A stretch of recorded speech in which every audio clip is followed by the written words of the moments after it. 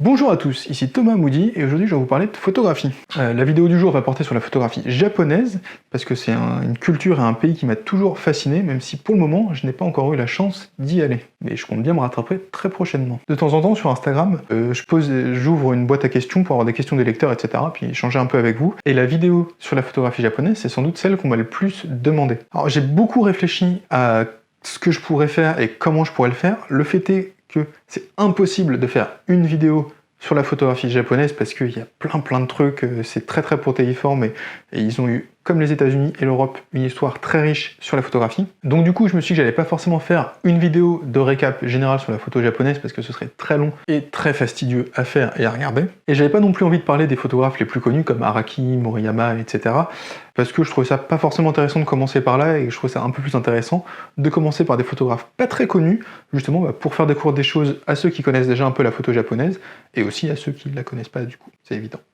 Donc je vais essayer de faire ça de temps en temps, pas forcément que des vidéos sur les photographes japonais, mais comme j'ai compris que vous aimiez bien, et que j'aime bien aussi, je vais essayer d'en mettre ponctuellement pour illustrer les propos des vidéos sur la chaîne. Konnichiwa!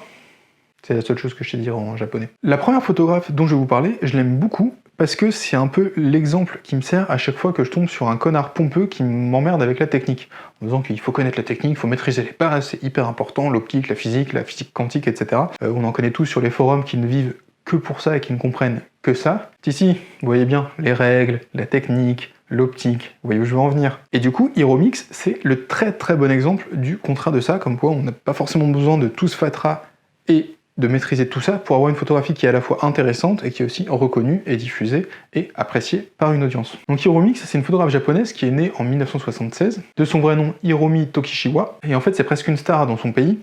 Elle a été reconnue après que Araki il est là, j'en ai déjà parlé un petit peu dans la photographie sur l'amour, après qu'Araki l'ait déclarée gagnante d'un concours de photographie où elle avait présenté un petit livre de 36 photographies couleur. Ce petit livre se nomme 17 Girls Day et il reprend une tradition au Japon, celui du journal intime de la jeune fille. Ce livre nous offre la vision originale d'une jeune lycéenne japonaise de 17 ans dans un style simple, cru et direct. Il est composé de portraits d'animaux, de disques, d'affiches, de fleurs, d'amis et d'autoportraits. HeroMix avoue elle-même ne pas avoir une grande connaissance technique de la photographie. Elle n'a qu'une vague connaissance des photographes célèbres et de leur travail, et ne sait faire qu'appuyer sur le bouton et faire développer ses images dans une grande surface. Elle avoue, c'est pas grave, de toute façon, l'appareil marche tout seul. Donc là j'invite tous les physiciens de la photo de forum à aller expliquer à Araki que sa petite protégée dont il valorise le travail est une merde parce qu'elle n'y connaît rien à la technique. Je vous en prie, envoyez-moi la vidéo après. HeroMix n'a rien d'une spécialiste, mais séduit tant les autorités du domaine, musées, prix, etc., que les amateurs avec son style simple et frais. Bien avant l'ère des blogs qui est arrivé plutôt dans les années 2000,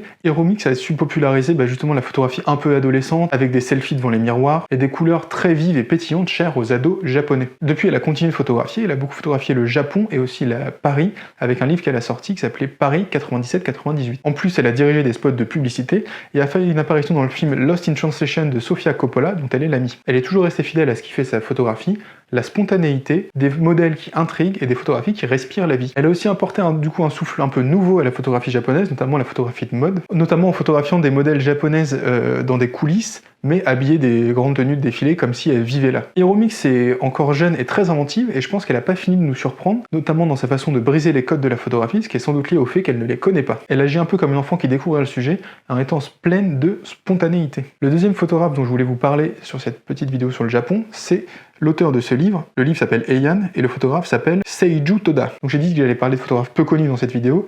Là, Seiju Toda, c'est vraiment le peu connu de chez les peu connus, de chez les peu connus, parce que j'ai trouvé très peu d'informations sur lui sur internet. J'ai dégoté ce livre qui date de 2003 de mémoire chez un bouquiniste aux États-Unis. Alors acheter des livres chez les bouquinistes aux États-Unis, c'est une bonne idée, ça en est vachement moins quand on doit payer les suppléments à l'aéroport. Mauvaise pioche. Si j'ai acheté ce livre, c'est parce que j'ai adoré les compositions qu'il y a dedans, que j'ai trouvé très inspirantes et que je voulais y plonger un peu plus tard, une fois rentré en France. Son livre est inspiré des performances artistiques et trouve la beauté dans la soustraction. Au final, ses compositions sont très épurées et c'est comme ça qu'il s'approche petit à petit de la beauté. On en revient à la citation que j'aime beaucoup et que je sors assez souvent d'Antoine de Saint-Exupéry qui dit que la perfection est atteinte non pas quand il n'y a plus rien à rajouter, mais quand il n'y a plus rien à enlever.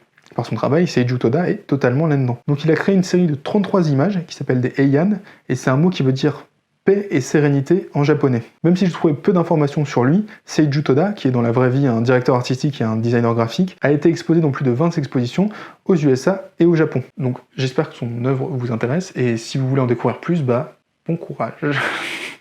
Le troisième photographe dont je voulais vous parler est Tohiro Sato. C'est un photographe qui est né en 1957 à Sakata, au Japon. Je vais vous montrer ces images à l'écran, ce sera un peu plus facile pour comprendre ce que je vous dis. En fait, ce que j'aime dans sa photographie, c'est son approche de la ville, qui est entre le paysage urbain et l'autoportrait.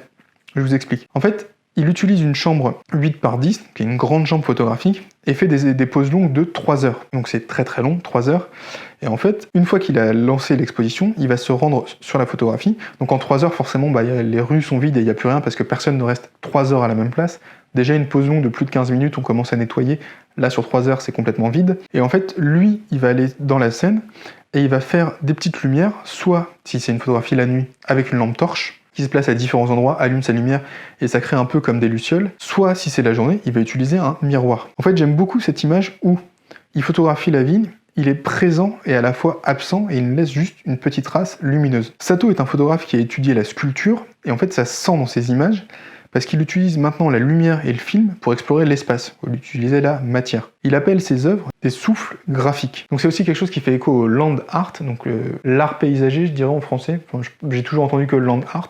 Je vous mets quelques images à l'écran. C'est une pratique qui consiste à produire des œuvres dans la nature et à les fondre dans le décor. Je trouve que sa façon de photographier est proche de ça, dans la manière qu'il a de s'approprier l'espace et de le marquer, cette fois par la lumière, mais pas par une œuvre d'art, pour faire sa photographie. Alors j'espère que cette vidéo vous aura plu, que vous aurez découvert des choses et que ça vous aura donné envie de creuser encore plus sur les photographes japonais. Si la vidéo vous a plu, je vous invite à la partager autour de vous, à laisser un petit pouce bleu et à vous abonner. Ma chaîne démarre tranquillement et ce soutien m'est toujours très utile. Si vous avez d'autres recommandations de noms de photographes japonais pas trop connus dont je pourrais parler ultérieurement, n'hésitez pas à m'en parler dans les commentaires. Je me ferai un plaisir de refaire une vidéo là-dessus si je retrouve d'autres références intéressantes. J'en ai encore un peu en tête, mais je suis toujours preneur. Et comme d'habitude, je vous mets un lien vers mon livre qui s'appelle 10 outils indispensables pour votre projet photo.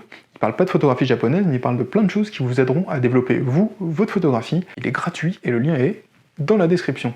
Moi je vous dis à bientôt et faites des photos trop cool au Japon si vous pouvez.